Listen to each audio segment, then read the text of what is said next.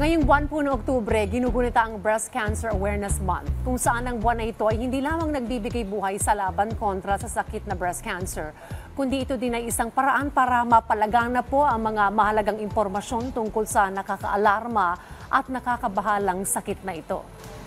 Kaya naman para bigyan tayo ng malalim na kaalaman tungkol sa breast cancer ay may makakapanayam po na tayo na medical oncologist na si Dr. Ellie May Villegas. Good morning and welcome po sa Rise and Shine Pilipinas, Doc. May buntag, happy Pink October sa lahat. Magandang umaga po, Doktora. Para po sa kaalaman po ng ating mga ka-RSP, ano po itong breast cancer at ano po ba ang tema ng Breast Cancer Awareness Month ngayong taon, Doc? According to the DOH, Department of Health, ang theme ngayon ng Pink October is no one should face cancer alone. Ibig sabihin nun, kailangan makipag-ugnayan lahat ng pasyente sa kanilang mga cancer support group, kung wala pa silang cancer support group, at sa mga doktor at health provider. Doon naman sa wala pang sakit, hindi pa nadadiagnose, kailangan alamin nila kung paano to ma-early detection. Kasi wala namang prevention sa breast cancer. Kailangan for early detection, they can go to their nearest barangay health centers. And kahit na rin sa mga ospital, meron na rin tayong mga outpatient.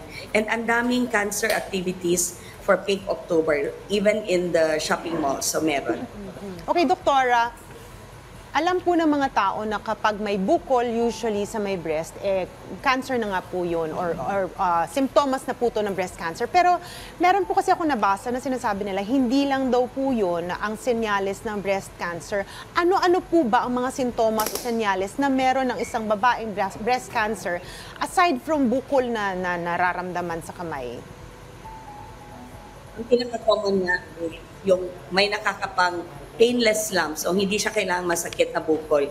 Liban doon, pwede rin tingnan ang sarili sa mirror, sa salamin, at kung may pagbabago ng anyo ng hugis ng suso, hindi naman siya kailangan pantay. Pero yung isa napakababa, ibig sabihin nun, baka may tumor na doon at medyo mabigat yung isang breast sa kabila. Yung pagbaliktad ng kutong or yung inversion of the nipple, maaring may mga dimpling din of the skin, may mga rashes sa nipple, at may mga discharge sa nipple, lalo na kung yung discharge ay dugo. Minsan kasi may mga discharge ang nipple pero parang ano siya, parang nana. So infection yun, hindi yun cancer. So maganda siguro, mayat maya ikapa-kapa natin, kasi baka yung simpleng pagkapa mo dyan mo ma-early detect. Sabi nga ni Doktora, yun ang importante, early detection. Dok, ano po ba yung mga sanhi kung bakit po nagkakaroon ng breast cancer po ang isang tao? Being a woman, being a female, puts us at risk kasi nga hormone-based itong breast cancer. So wala na tayong magawa. We are women and less than 5% kasi sa men magkakaroon ng breast cancer. Since ito yung #1 cancer incidence hindi lang sa Pilipinas, kundi worldwide. In fact, like 31.2% according to the latest survey, ang incidence ng breast cancer, ito rin yung pangunahing sanhi ng pagkamatay ng babae. So kailangan alamin natin ito. At may mga risk factors, yung mga modifiable, ito yung hindi pagkain ng taba. So obesity, lalo na sa nagmenopause, yung source ng hormone or yung estrogen ay nanggagaling sa taba. So dapat iwasan natin yung pagiging ng taba, iwasan din yung pagkain ng mga red meat, processed food, kailangan mas marami yung fiber, vegetables, and fruits araw-araw. At kailangan mag-ehersisyo. At ang iba naman, merong tinatawag na may mga radiation sila noong bata-bata sila, lalo na dito sa breast area, it will put them at risk for breast cancer once they've undergone 10 or 10 years down the line. Ito yung paggamit ng oral contraceptive pills, lalo pag more than 10 years. But ngayon kasi yung mga pills, hindi na siya pure estrogen. Mga non-modifiable naman, habang tumatanda ang babae, mas lalong nagkakaroon ng risko for breast cancer. But here in Asia, especially Southeast Asia, mas maraming breast cancer compared to all parts of the world. Kaya hindi lang, common na rin yung may breast cancer kahit 30 years old. So kailangan meron tayong screening na tinatawag. Okay, Doc, na-mention yung nga po na hormonal minsan ang cause nito. Pero meron po bang mga tao na mas high risk na magkaroon ng malubhang sakit na breast cancer? At posible din po ba na magka-breast cancer ang mga lalaki, do?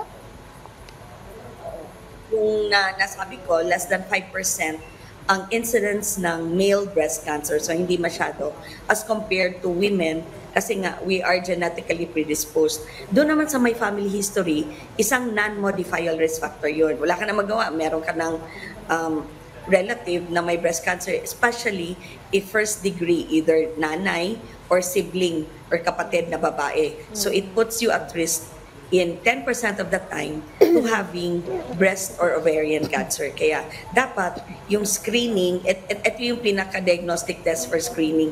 Pwede nating ma-early detection ng breast cancer if we follow breast cancer screening sa pamamagitan ng mammogram, and minsan sinasabayan siya ng breast ultrasound at 40 years old pataas. How frequent po itong screening na ito? At saka yung pagpapacheck up po, and also follow up to that, Doc. Kunwari, mayroon po akong kamag-anak na na-diagnose ng breast cancer. Kailangan ba yung mga kami na mga kamag-anak niya ay magpa-test agad? Kasi baka posibleng meron din kami para ma-early detect namin ito, Doc. Lalo na pag may kamag-anak. Kunyari, yung nanay mo may breast cancer, ikaw na anak na babae, it puts you at risk. Ang general population kasi pag ang babae, 40 years old, kailangan may mammogram either every year or every 2 years. Pero kung may kamag-anak ka na first degree, kailangan kahit bata-bata ka pa, mag-umpisa ka na ng mammogram and breast ultrasound. Bakit kailangan may breast ultrasound? Ang nakakadetect kasi ng cancer talaga sa breast ay mammogram. Ngunit Asian women, talagang medyo dense yung breast natin, mas maraming fat. Kaya kailangan ng sabayan ng breast ultrasound yung mammogram para mas klaro. So, yun. Pagka walang family history of breast cancer sa pagiging babae natin, talagang we are predisposed to having breast cancer. Kaya kailangan magpasuri na. Okay, And breast exam, yun na yung breast exam. Kailangan lahat tayo, 7 days after the first day of mens, kailangan umpisa na yung sarili sa salat sa suso, yung tinatawag na breast self-examination. At kung nag-menopause naman, wala ng regla, pumili ka lang ng isang araw bawat buwan. Kunyari, every first day of the month. Yun yung palatandaan mo na kailangan na magsariling salat sa suso.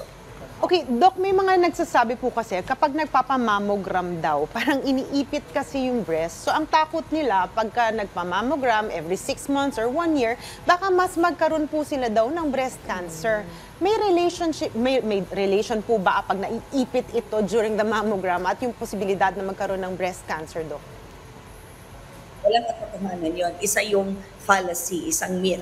So, hindi totoo na pag nabangga, napatid yung suso. Minsan nga, providential pa, di ba, na parang nabangga nung asawa, tapos doon mo lang nakapa na may bukol. So, hindi rin totoo pag naipit sa mammogram. Siyempre, kailangan ng ipitin. Kasi nga, para mas klaro, dahil maraming fat sa suso, kailangan ipitin, at kahit sa breast ultrasound, fat impedance, kailangan alisin mo yung fat. Kaya kailangan ipitin.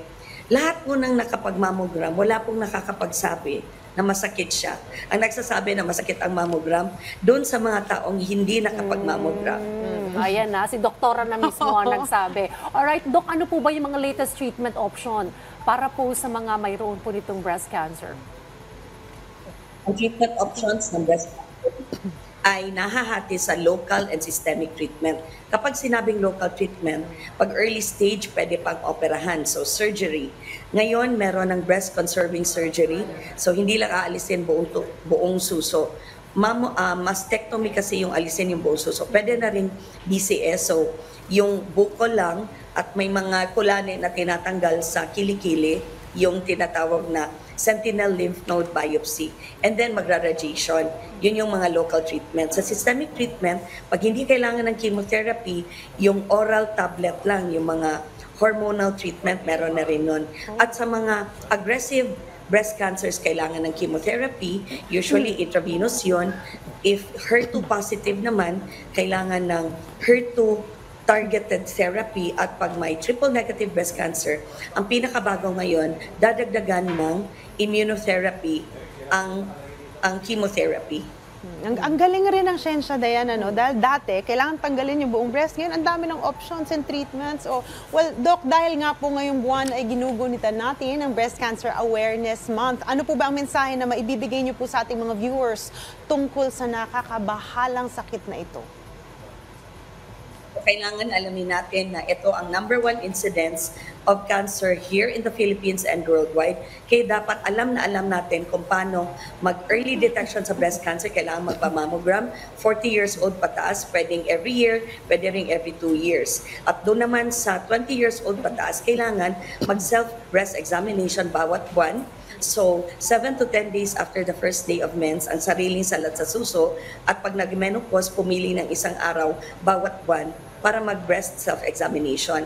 If you are 30 years old pataas, kailangan pumunta ka na sa isang health provider or kahit yung mga trained nurses sa mga government hospitals, barangay health workers, para magpa-clinical breast exam, para naman masuri na talaga bang walang bukol sa suso, sa both breast.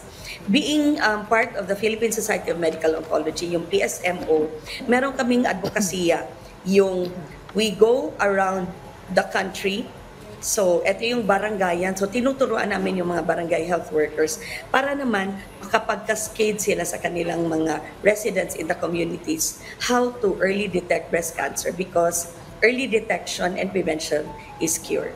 Maganda yung initiatives ni na doktora, no? Talagang pumupunta sa mga barangay, ini-empower ang ating mga taga-barangay para sila rin ay makapagpakalat ng impormasyon tungkol dito. Well, kaisa po ninyo ang Rise and Shine Pilipinas sa pagunita ng Breast Cancer Awareness Month. Doktora, salamat po sa inyo pong oras at panahon po ngayong umagang ito. Nakapanayan po natin medical oncologist Dr. Ellie May Villegas. Thanks, Doc. Maraming salamat, Doc.